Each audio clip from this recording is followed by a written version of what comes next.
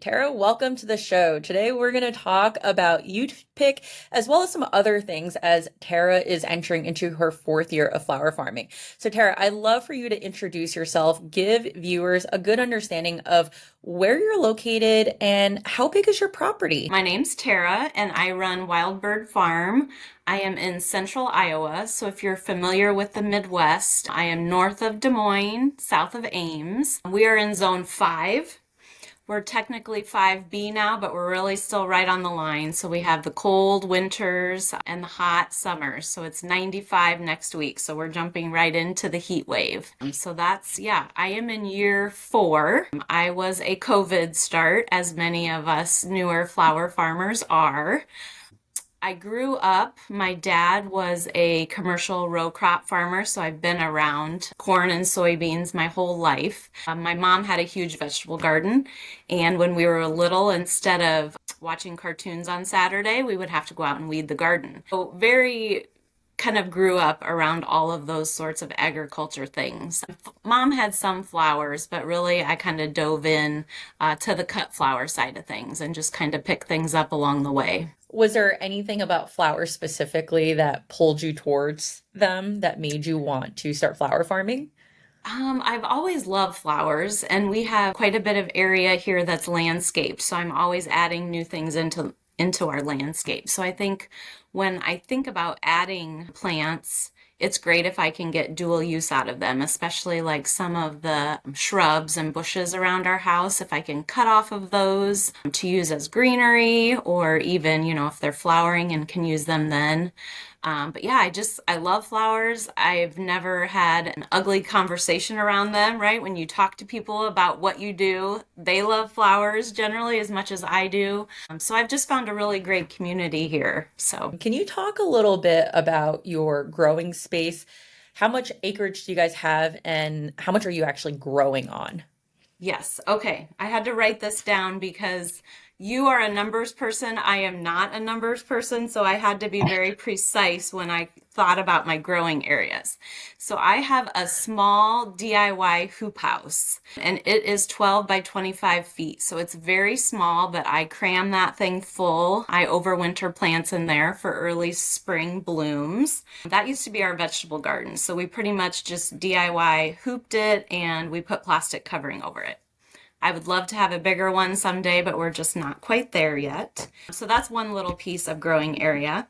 And then I'm really bulking up my perennials. I am like on board with perennials. I think especially if you are heavy annuals for a couple of years, you find the value in perennials. So I have between 4 and 5,000 feet, it's under a quarter of an acre in perennials. So some of those reseed, some of those are true perennials. I'm sticking them pretty much anywhere I can on our property. Our peonies are kind of separated, kind of outside of most of the growing space.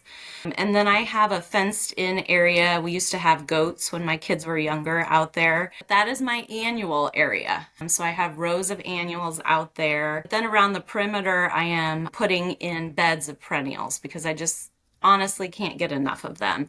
And I would say the annual area is probably around 2,500 square feet of growing space.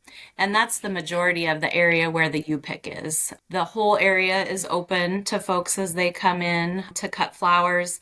And as you know, some perennials might rebloom or they're later in the season. So they're welcome to pick from anywhere, but the majority of the annual upick area is down in that 2,500 square feet.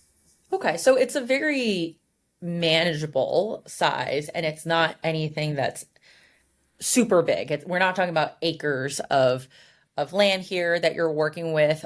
So my property is actually a full 3 acres and I grow on 40 by 90. So a little Mhm. bit bigger than yours. And that's actually really interesting that you were able to convert that to upick. So let's actually start talking a little bit just about your flower farm business. So you're entering now into year 4 and you had a upick. So when did you actually start your upick? I started that the second year. So I kind of 2020 was my test and research year. And then in 2021, I jumped right in and I mostly took retail bouquets to little boutiques and like coffee shops, things like that. That's kind of how I got my feet wet. I found that once the annuals got going, I had a lot of extra flowers. So the second year I decided, well, I'm going to open up the farm. I don't know if anybody will come, but I'm going to have a upick. So I did very minimal Facebook ad purchases just to kind of get the word out, but most of it was really word of mouth from my social media. So that was the second year I was flower farming. So this will be my third year having a upick. Got it. And so, what other sales channels were you also using to push out flowers outside of a U pick? And can you talk about rough percentages in terms of what they Mhm. comprised of for you? So that second year, it was mostly just the retail bouquets to small stores, and then I started the U-Pick. And then last year was year three. I really got into bulk buckets, both for florists as well as like DIY events. So weddings, baby showers, things like that. People wanted to get their hands and play with flowers. I would say when I looked at last year's numbers, my U-Pick was about 30% of my total profits that came in last year. And then bulk buckets were a big chunk. They were almost 50%. I really pushed that hard. I had a couple of florists that I found that loved local flowers, and we really worked well together. So that was really cool to meet more like-minded people, meet more people that were excited to get, I called them growers' choice buckets. So it's whatever looks best out in the field. You know, you could tell me, oh, I'd love if you had some blues or something, but certain times of year I'm not going to have many blues. So it's really whatever looks best in the field. So that was a chunk that was almost 50% of sales last year. And then those retail bouquets. So I was in those same stores, tweaked it a little bit. There was one where I just didn't feel like there was enough foot traffic or enough interest. So I dropped that one and picked up another store that was very similar. And then just a few special orders. So not a lot of that. So that kind of rounded out sales last year. So I know we're going to be talking in depth about UPick, but I'd love to hear, since DIY buckets were 50% of your sales, how often were you selling those DIY buckets? Like, is it every single week you had a couple of buckets? Most weeks I had florists picking up buckets. I was probably having 3 to 6. My buckets are about 2.5, 3 gallons. So similar in width to a 5 gallon bucket, but not quite as tall. I would have 3 to 6 buckets going out the door a week. And when you, Wow. at And the how many height of stems is your, that? it's hard to say, but maybe 70-ish stems in a bucket. Of course, in the summer months when you have a lot of sunflowers, you know, that bulk might take up more. But yeah, I mean, I cram a lot in those buckets and I try and make them pretty well rounded that you can make bouquets out of. So there's some greenery in there, some accent flowers, and then, of course, some focals. So people really get a chance to play with the flowers. But I think that for me, I'm just thinking about how many stems you're cutting a week, just 50% of the revenue part. And Hmm. that's a few hundred stems just in those Hmm. DIY buckets. Hmm. And then you've Yeah. got the bouquets for the retail store. So how many bouquets retail wise were you moving roughly a week? I've ramped that part up a lot this year, but looking back at last year when I was doing a lot of the buckets, I was moving 15 to 20 wrapped bouquets a week. So that side, I Wow. would say the retail was on the small side, but I really pack the flowers into my rows. I hate weeding, I mean, so the more flowers in, hopefully the less weeds I'll have. That's at least my thought process. yeah, because I don't even feel like I could do that in my space, which is bigger than yours. So clearly, it tells me I have a lot more room to grow. I mean, I also shrunk my grow space and my paths are really wide. And Hmm. I feel like this year I am experimenting with intercropping, which gives me a little bit more out of those rows. But those are significant numbers in my book for what Yeah. you're able to move based off of the small property that you have. Yes, yes. I So, agree. I okay, mean, I so feel now, like I get quite a bit off of there. Sometimes in the spring, I feel like I'm scrounging around a little bit, but really from late June on, I feel like it's pretty plentiful. yeah, and are you finding that you have to go into your landscaping beds and shrubs to get some stuff for like June onwards, or is that annual field pretty much it? Yeah, that for the most part, that's earlier spring that I'm looking at, like forsythia or nine bark, whatever I have in my landscape. I'm picking some of it still now in June. I'll use forsythia later in the season, sometimes with dahlias, the greenery, but for the most part, I'm out in the fields at that point in the season. Got it. All right. So let's start talking about UPick. And I think that geography here might play a role. So you said that Mhm. you are in Madrid, which on a map seems like it's relatively accessible to a bigger city like Des Moines. So how would you describe your area? Like, are you in more of a suburb? Is it rural? We're very rural, so our 3 acres are completely surrounded by farmland. So we have beans or corn all around us every year. We're outside of Madrid by about 4 miles, but we have bigger cities, I mean, large towns, big cities all around us. So we're really pulling people. I always ask people where they're from if I don't know them, and they show, just to have conversation when they're kind of checking in at the UPick. And it amazes me that people will come from over an hour away because I don't know. And I'm always like, how did you hear about us? Because when you set up your marketing, I try and scale it and kind of keep it within, 30 or 50 miles, something like that. So it's always interesting. And sometimes people make a day of it. There might be something in one of our little towns around us. We have a lot of great biking trails. So sometimes people will have a bike ride, with a group of friends in the morning, come pick flowers and then head home, something like that, or, go out for brunch somewhere. I love that. I love that part of it, getting to just what people are doing and how they found me, I don't know, where they came from. That's fun. Let's start diving into logistics. One thing that you didn't Okay. mention was that you also have a full-time job. Mhm. So this is a side hustle. You work a traditional 9 to 5. So you're making retail bouquets, you're doing those DIY buckets, and now you have a U pick. When is your Yes. U pick open? Yes. In past years, I would try and have one weeknight. So maybe Wednesday night, I'd be open from 5 to 7 or 6 to 8, something like that. That was generally probably my slowest time, was the weekday when I would pick one of those. But I had several people request that because they weren't able to come on the weekends. So I thought, oh, I'll try it. If nothing else, I can be out working in the rows, if it's not busy or something. But generally, I found what works pretty well. And this is because I feel like I have to get the farm ready for people. So that means making sure, everything's weeded and tidy. One of my daughters mows, so we want to coordinate, getting things looking really nice for everyone. So I try to do two on a weekend, on the weekends that I do have a U pick. So that might look like a Friday evening, again, 5 to 7, 6 to 8, something like that.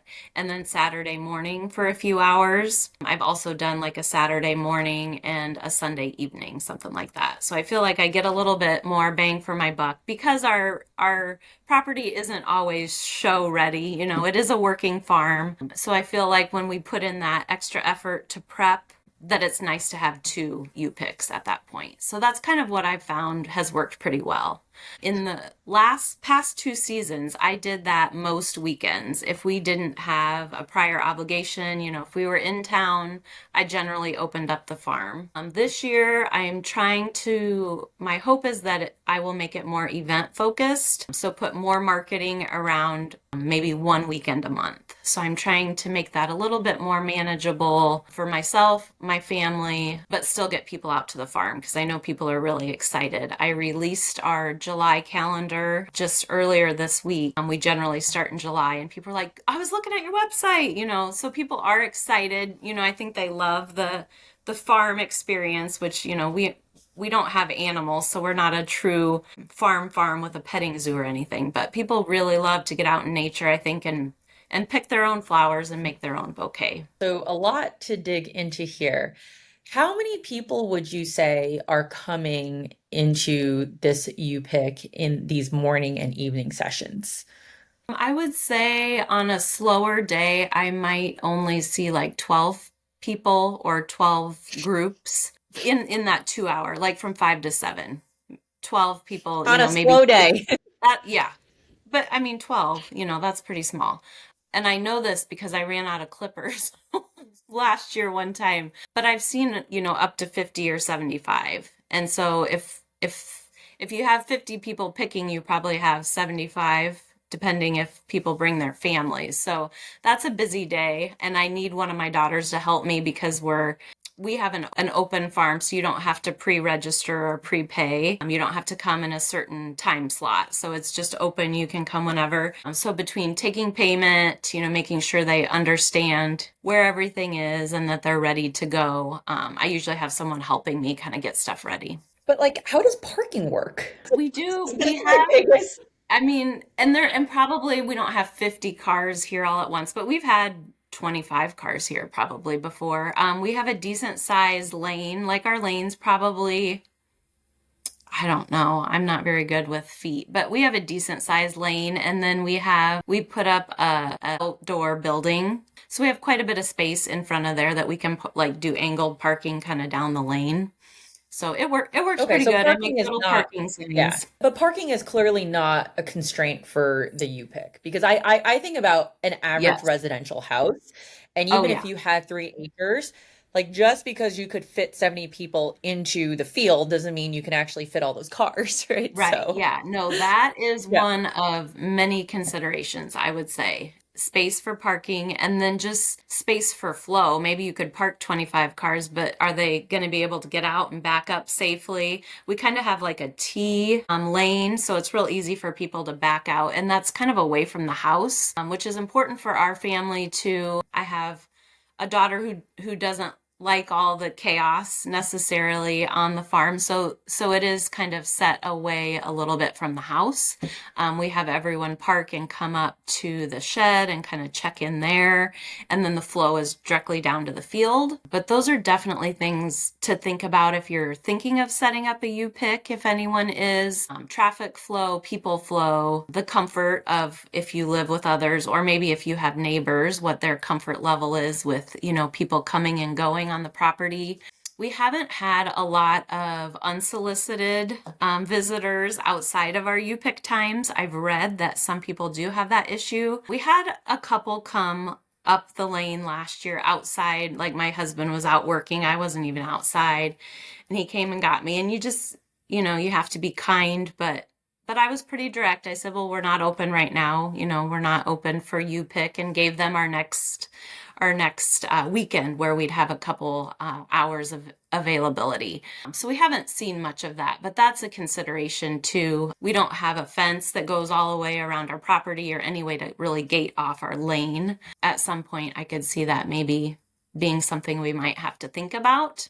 I think one other thing when it comes to thinking about your U-pick is also like the terrain. We have all of our flowers. My perennial flowers are on kind of a soft slope, and they're walking in grass at that point. But then when you get out to the annual field, I have like wood mulch between the rows. This year I'm trying straw, so you want to make it accessible for everyone, but you also want to let people know there's lots of critters, there's lots of bugs. If you're allergic to bees, maybe this isn't the best place, and just the conditions, like wear sturdy shoes. I always post on my social media if it's rained the night before, I'll be like, dig out your rain boots.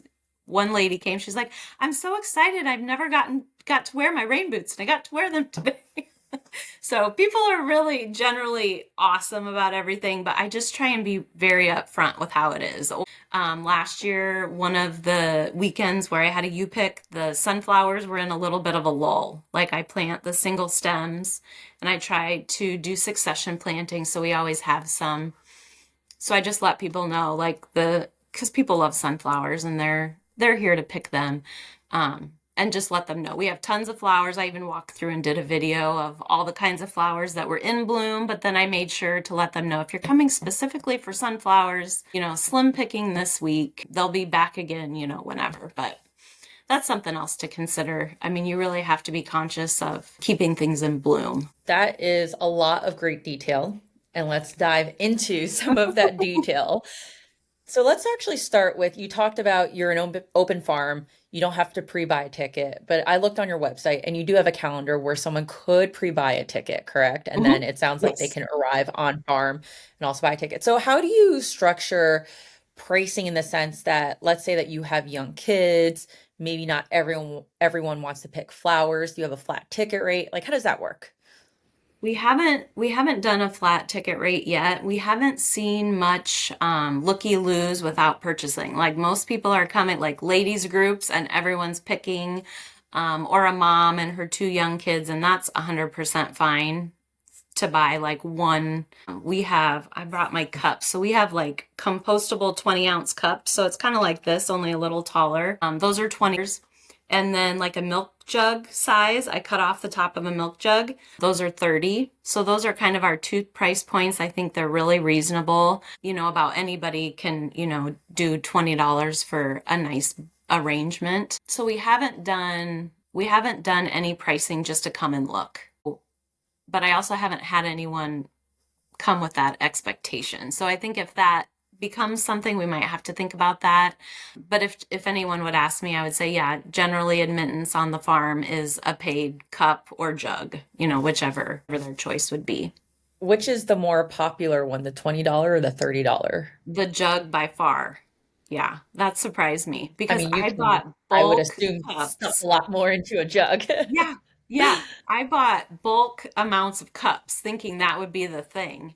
And I have a couple neighbors that bring me water and milk jugs, and I'm like, keep bringing them because I need them. And what I do is I cut the top off. So it's maybe this much, bigger than a cup where you can fill it. And then I just put it in kind of like a mop bucket so it's real sturdy for them to carry. And then they just pull the jug out and take it home with them. That works really well. But I found for the most part, because people have asked me this too, I just don't know how you don't charge by the stem because people probably cram that thing full. And I would say for every 8 people, they aren't cramming. Like I look at it and I'm like, oh, they have one sunflower and it's blown open. So now I've started saying, hey, grab an open sunflower, but also grab one that's just started opening so you have that one later in the week. Like that education piece, I really enjoy that. But yeah, for the most part, people aren't overstuffing, which surprised me. I thought, oh my gosh, so for every 8 non-stuffers, there's maybe one or two that really pack it in. And that's okay. I mean, I've never had to say anything to anyone, at least not yet. I'm also assuming that people are coming for the experience, for them to be able to take photos. It's not Yeah. necessarily, I'm here to maximize the value of something that I get to bring home. It's Yeah. the whatever 30 minutes or an hour that they spend on the farm that they're not going to get that kind of experience anywhere else that I think is really the true value that they get out of a U-pick. Yeah, I definitely agree. Photos are a big thing. And I've tried to, when I kind of noticed that the first year, I've tried to set up more little, I don't know, have actual vignettes, but just pretty backdrops. Like we have an arch that we grow annual vines on, trying to make our grass pathways look really nice, just to help them with the photography opportunities, I guess. How do you man or staff this U-pick? Or are you or your daughter just standing there, or like how does that work? Yeah, we do have someone there, so it's not a self-serve. So the hours that we're open, we are out there. We have various forms that we take for payment. So someone's generally walking them through, the cup, the jug, the payment options, and then just getting their cup, add some water to it or put the jug in the bucket and kind of get them ready to go. If they have young kids, I have some just like paper small scissors, and I just blame it on our insurance. And I say, kids under 12 can't have scissors, but if you'd like, mom could carry these, elementary size scissors because they can cut sunflowers with those little, but the snips are sharp. So I wouldn't want anyone to get hurt. But I mean, everyone's been really respectful of that. We do have chickens and we have our own dogs. So I have on the website, like, please don't bring your animals. Not that our dogs aren't friendly, but that it just might kind of break up the peaceful atmosphere. And honestly, I haven't had anyone push that either. I don't know. Maybe I'm just lucky on on this side of things. People might be Iowa nice over here because I've read things that people get really worked up about not bringing their dog or something like that. But yeah, I Haven't had any pushback for that. We do have some portable seating that we add in out in the annual field, just to encourage people to hang out, or if they need kind of a break in between cutting, that they can do that. You mentioned insurance with Mhm. the scissors. You blame it on insurance. Can you talk a little bit about whether or not you had to get different kind of insurance for this? Like, how does that work for you, Pick? I think it varies by state. We have Farm Bureau insurance, so we just did a rider on our life insurance policy. I know our agent has asked us, like, if we ever would start having a lot of vendors here, because I've talked about that, like maybe having a coffee truck here in the morning or an ice cream truck come out in the afternoon, something like that. I think that might be an additional rider or a different type of insurance. But for us, it's really reasonable. It's just a Homeowners. blanket policy that sits over your regular homeowner policy. Interesting. Okay, because I Yeah, but think I you might know that be, I've recommended Farm Bureau to people in other states, and they're like, yeah, we can't get that. So I think it does vary from state to state. because I feel like you're probably one of the few people I've talked to who hasn't had an issue with that kind of Yeah. stuff. Typically, I feel like when you have something added on to homeowners, it's some exorbitant fee. And that's realistically one of the reasons why I haven't done a U-Pick. If I have people coming on, it's a very, very small group. It's also free. And I think that that's also with the expectation that, hey, like I'm not charging you anything here, right? Like there's no exchange of like true value going on. Mhm. I find it easy to buy farmers market insurance because it's off farm. But when it comes to my house, I have to look into that. But yeah, that's kind of been a Yeah. constraint for me personally. Yeah, I've definitely heard that from others too. So I mean, it was pretty simple and it's inexpensive for us. I think it's under 200 a year. And I just have it. Yeah, I know it's crazy. Like it's very reasonable. But again, I think it would be different if we had other vendors here, from what I understand from our insurance person. But yeah, definitely look into it and at least ask, because I know when I was researching it, I found a lot of information like what you just described, and I thought, well, this won't be worth it to me if I'm paying $1,000, or however much I have to pay. But yeah, ours ended up being pretty reasonable just to add that liability. So, Going back to the flower piece of you picks, are there any types of flowers outside of sunflowers that you would recommend for you pick? okay, so let's talk. Yes, sunflowers. I don't know if maybe it's a Midwest thing again, but people love sunflowers around here. Like when I put them in the retail shops, people are crazy for them. I like sunflowers, but they're not my favorite. So sometimes I'm like, oh, these people are so crazy. But definitely sunflowers, zinnias, if you can grow them. We have Japanese beetle pressure so bad that I would love to cut them out of my crop plan at some point, because they just get destroyed. But if you don't have them, that's definitely a great easy crop. I grow a lot of celosia. I grow amaranth. I have Lysianthus and eucalyptus out there. I do put some in an area outside of the U-pick, but there's definitely some within too. Usually the eucalyptus isn't really ready until after U-picks are kind of done. I don't usually pick that till October. Let's see what else. Like Gomphrena, Cosmos are easy. So there's a lot of cut and come again, because my other question for you Mhm. is I'm assuming if you get a crowd of 50 people coming in over 2 hours, your field's probably picked, not picked clean, but a decent amount is gone. Like, what is your turnover for planting crops, especially if this is just 30% of your business? Yeah, I do a lot of succession planning, especially, of course, sunflowers with them being single stem. Like, let's see, strawflower status. Cosmos, I think I'll do a second succession this year, but I didn't before, and that worked out fine. Things just, the summer annual ones that you They can just come recut, back. I mean, it's fast. And I'll be honest with you, the things that I pick for bouquets, so generally, let's say we're coming up on a weekend. I'm out there harvesting Thursday, either early or late, to make the bouquets for retail that I take early Friday. So I am picking the best of the best, generally out of the field for that. But as you know, we're picking things that aren't blown open, and you pickers love to pick things that are blown open. To to me, for me, and so far, it's worked really well. I'm coming through and harvesting what I need, and then I open it up for you pick, and it does clean up the field. but then I'll go through and deadhead anything that I need to, maybe on Sunday or Monday, and then it kind of starts all over again. Then the field is rejuvenating. And I think if you have a smaller space and you'd like to do something similar, maybe you have a U pick every other weekend, or maybe U picks are all you're doing, so you're able to keep your field ready for all those people coming to pick. Yeah, I definitely think it's with the summer annuals, it's pretty easy. I think with like the spring stuff, it would be a lot tougher because that's not regenerating near as fast. Absolutely. I mean, it kind of sounds like that someone's doing the work for you in terms of deadheading for the most part. They're A little helping bit, yeah, maintain your yeah, field in some ways, yeah. right? So And I hate to it's say a good that because balance. people are thrilled with what they pick, but it generally isn't what we, at the stage that we would pick it, right? Like we would, I might deadhead some, sorry, I gotta sit up higher.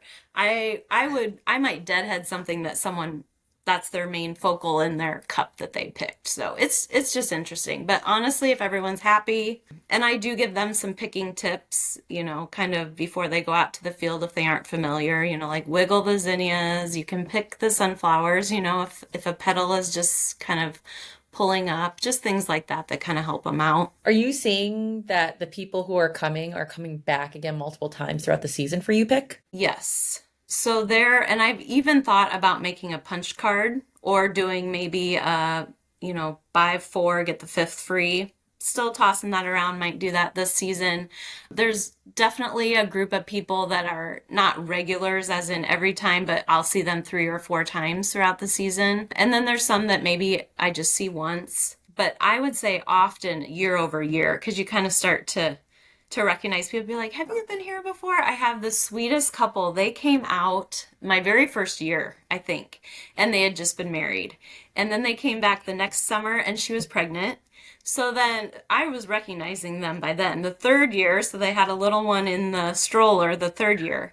So I'm just waiting to see. I'm like, gosh, I hope they You come get to this be year because you walking kind of now. get, yeah, you get used to seeing. And I always take a picture, I'm like, can I take your picture? So we go down, by the arch and get their picture. So it's just fun.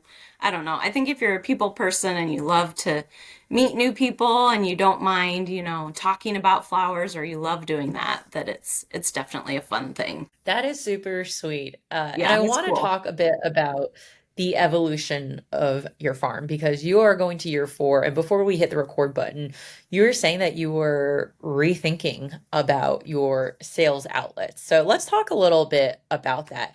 I imagine with what you just said, you don't have a lot of free time. Is that correct? Yes, yes. I would say in the past couple years when I was trying to do U picks almost every weekend, it was kind of too much. When I was going to my 9 to 5 and then I'd rush home, get the field ready and open it up for people. I mean, I'm not getting any younger. I could feel like that would probably be something that might burn me out.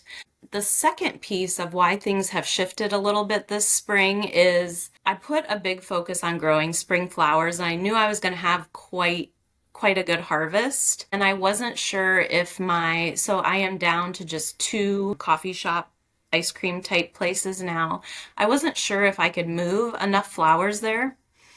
So this spring, I walked into one of our grocery stores, and it's a chain, but I just went into a single store. And that's the other thing I will tell people. I really haven't been told no. Like when I go in to ask someone, generally people love flower. Like they're like, yes, let's, and it's always just, we'll try it, right? Like the risk is on me. I'm bringing them, it's on commission. If they don't sell, it's on me. People are so excited for the most part. I don't know. I probably just haven't hit the wrong place yet. But anyway, I walked into Well, the chain Well, grocery so store. sorry. Like, if I can just stop you there, I think that that's part of the reason why no one has said no is because you are bearing the risk. And Yeah. I do a very similar structure as you, where the store gets a little commission, but Hmm. if nothing sells, no skin off their back, right? Like, I eat up that loss. And I think that Yep. there's a lot of advice out there saying you should never do it on commission or, sorry, consignment, and you should have the store buy it. And I think that that's what we aspire to get to once you prove demand. But in the very beginning, we're trying to basically sell and pitch ourselves. And I think Hmm. that having this risk-free approach for the business is probably one of those things that gets you to more yeses than no. So Yeah. so I think it's your way about going about pitching these Yes. partnerships that actually gives you higher rates of success. Yes, I completely agree. My thought is if I sell, a couple of my shops are only 15% commission, which I think is awesome. So this newest grocery store is 20%, which I still felt like that was something that was acceptable to me. But I think of it as wholesale, you're probably selling at the same price. You're probably taking at least 20% off if they're going to buy them outright. So if I sell all the bouquets, you're going to come out the same. So to me, that's how I look at it. I don't think selling on consignment is bad at all. At least it hasn't been for me. I see a lot of people Yep. in our field saying that's awful and you should never do that. And I'm like, yeah, but if you sell every single bouquet most of the time. But anyway, so to go back to so I walked into the grocery store. He wasn't quite as excited, but he's like, "Yeah, we like to support local." And this was tulip season, so when you have tulips, you have a huge amount of them. So I said, "Well, let's just try it. What's your commissions or what's your consignment structure? Everything we got that ironed out." He's like, "Well, it might be a little slow till people know you're in here." I'm like, "Yeah, it might be." I go, "But people love spring flowers. They love tulips." And he just kind of looked at me. So I took in and they were gone. Like he called me the next day and he's like, they're gone. Can you bring in more?" Like it has been, yeah. So I kind of got him a little bit.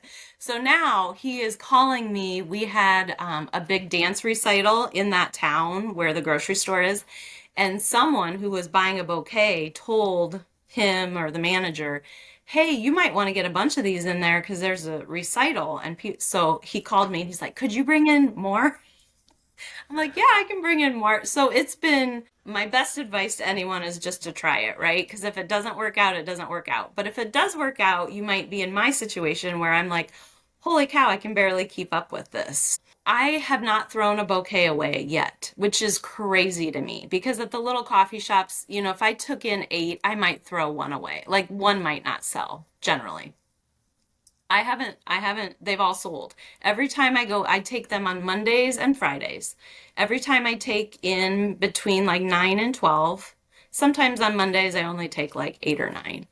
But every time my stand is moved to the back, like they've been sold out for a while. It's not still out front. So I have to wheel it back out, fill it back up. So it was going very well, and I was selling like 12 or 15 twice a week, which for me, that was great. And with tulips, you have to sell that many or you're going to have product that you're not able to sell. So that was just perfect timing and a great situation for me. Now, you asked about my slowest, and that was just today because I had my daughters take in bouquets for me today. So I had taken in 8 on Monday. So now it's Friday.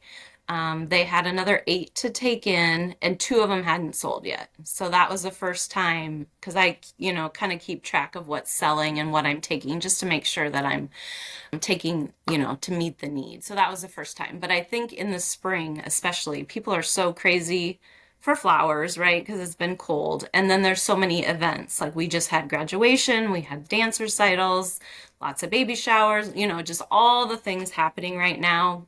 Flowers just fly off the shelves. I've noticed though throughout the years, more like the middle of July or early July through the middle of August is slower. I don't know if you've noticed the same thing, but then in the middle of August, all of a sudden I'm like, I thought everybody was going back to school, but everybody is ready for sunflowers again. So I've seen Yeah, where there's a couple flower farmers that take that June and July off, and I'm like, that's so smart because they're ready again by the end of August. So have you seen that same thing? absolutely. I think Yeah. that one thing that's not popularized, especially for the newer flower farmers, is that you hit that slump basically after July 4th.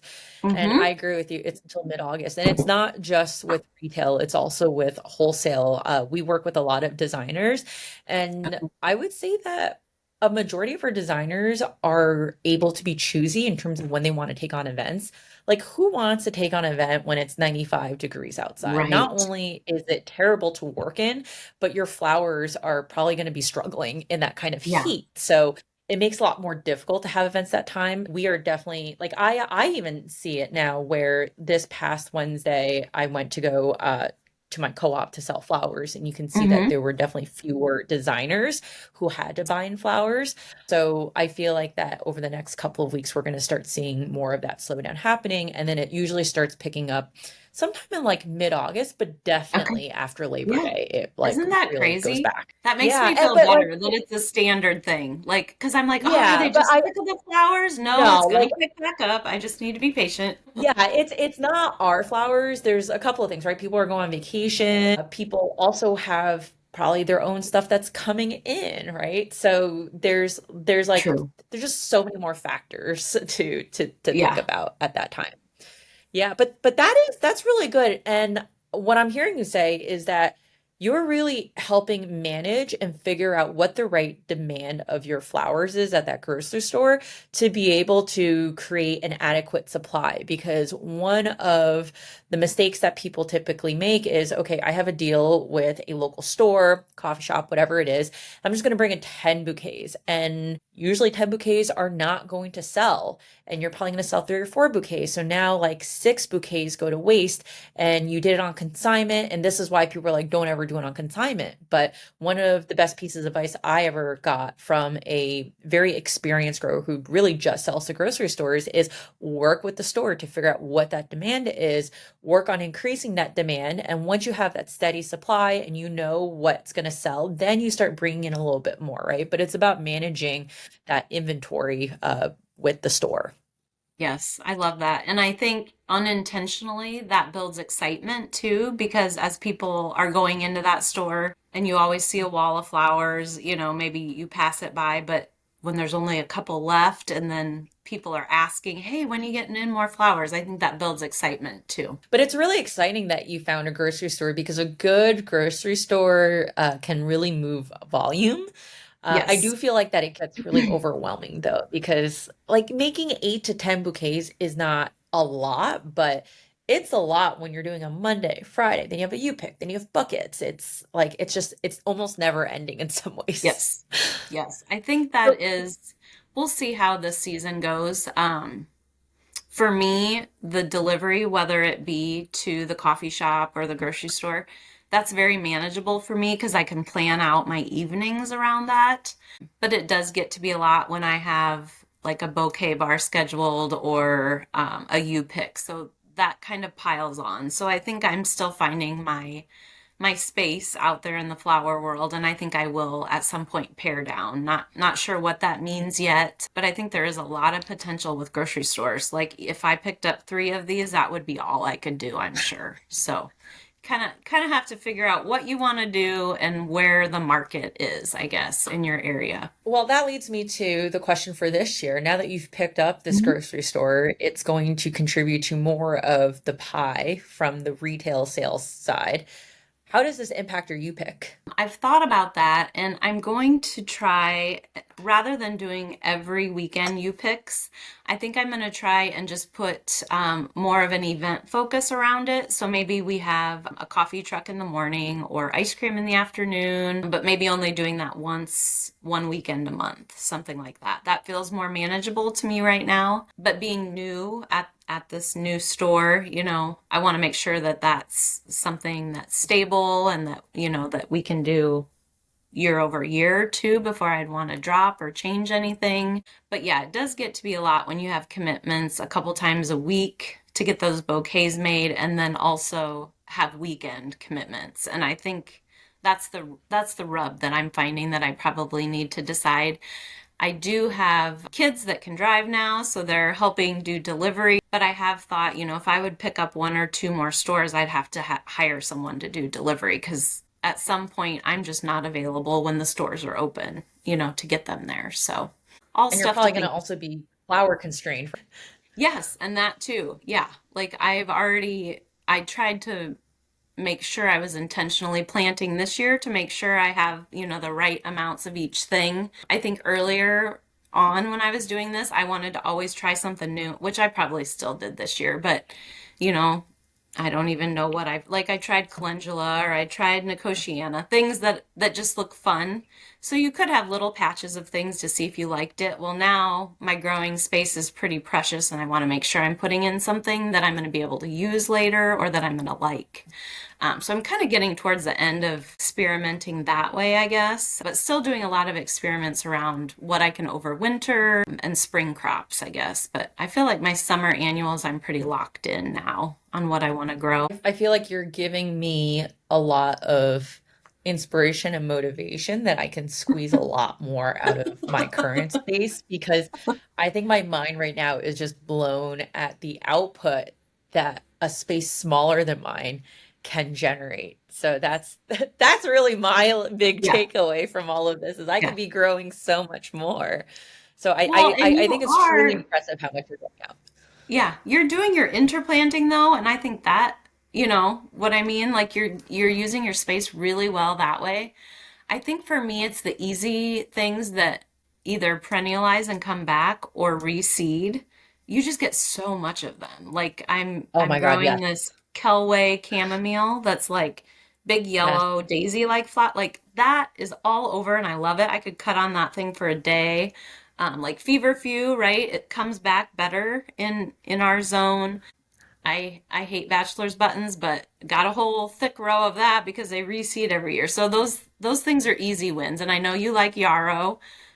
That'll stay around and get better year after year. So I think when you can pick up on things like that, those are easy wins. I weeded the yarrow once. Otherwise, I haven't looked at it, but I have two full 25-foot rows of it, which I could cut on all day long.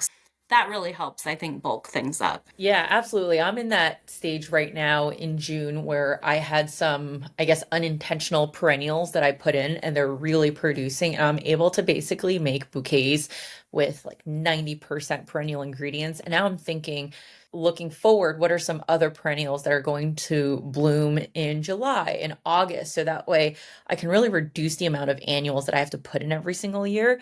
Like I think Mhm. I'll still do things like cosmos and celosia because they're self-reseeding, they're going to be so abundant, but Mhm. I think just the team perennial, man, it's I know. there's just so much less and the amount of output that they have is ridiculous. I'm harvesting yarrow out of my year and I I only know. have 70 plants. So I'm like so yeah.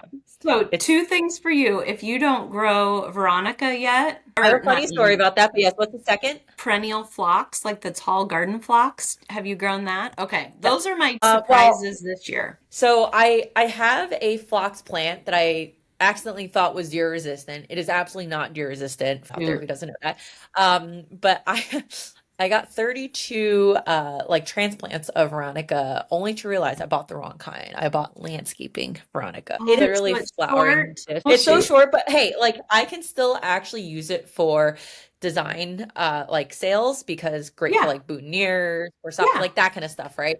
But it's not like the long stems that I see people holding. So I will be putting in more Veronica. Yeah, like Veronica, Baptisia should be coming Yes, in soon. yes. Like I have few trays of annuals that are going out, but going forward, like anything that's coming in as a plug, I want it to be a perennial, you know? Yeah, yeah, I'm Yeah. with you. And I'm with you that I have a lot going right now, like delphiniums going, larks, like everything's blooming right now. What's gonna bloom perennial wise in July and August? Because I'll have my dahlias, but if there could be a couple perennials that I could depend on, I would probably just grow celosia and sunflowers and cut everything else out.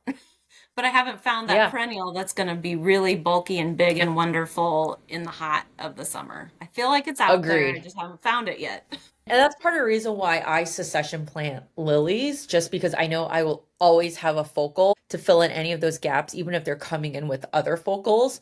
But yeah, like to your point, like dahlias kind of technically don't overwinter for us. No. So they're not really a perennial. It's kind of hard to find a true focal summer perennial outside of maybe like an echinacea. So yeah, like I think that there's stuff out there. We just have to experiment and see what does well with us. But one thing I wanted to spend a little bit of time talking about is on top of all this stuff that you're doing, you also have a Yes, YouTube channel. ma'am. Okay, well, I got a wild hair just over a year ago because I love talking about flowers, and honestly, I love all the relationships that I've made and continue to make just talking about flowers. So I started it about a year ago. I have just over 100 videos now, and they're kind of a little bit of everything. A lot of it is flower farming, a lot of it's experimenting, like what can I overwinter? How can I grow hydroponic tulips? I had a whole series on that this winter. But I also do landscaping, so I got some new clematis, so kind of walked through those varieties and where I'm trying to plant them. Again, I'm bringing in a lot of perennial bushes, so talking about that. So I'm just having a lot of fun with it. I don't have a ton of followers yet, but I'm meeting great people, and I'm looking at that as a long term. I want to be doing that for years to come. So I want to make it well-rounded in that space. So a lot of specific flower farmer talk, but then also more general gardening topics. So where can people find you? Well, I am at Wild Bird Farm about everywhere. That is my handle on YouTube. I'm also on Instagram and Facebook. And then I am at wildbirdfarmia.com is my website. Awesome. So just to end this discussion, for anyone out there who is thinking about doing a U-pick, what advice would you give to them? Definitely start small. I don't think you need to clear a full quarter of an acre for your U-pick the first year. I think you definitely want to see if it's something you want to do as well as where you live, as if that's something that's popular with people around you. So start small, plant easy things, like even a big patch of sunflowers and amaranth, two super easy things to grow. You can make beautiful bouquets with that, and people love it. Like honestly, around here, people have just sunflower fields.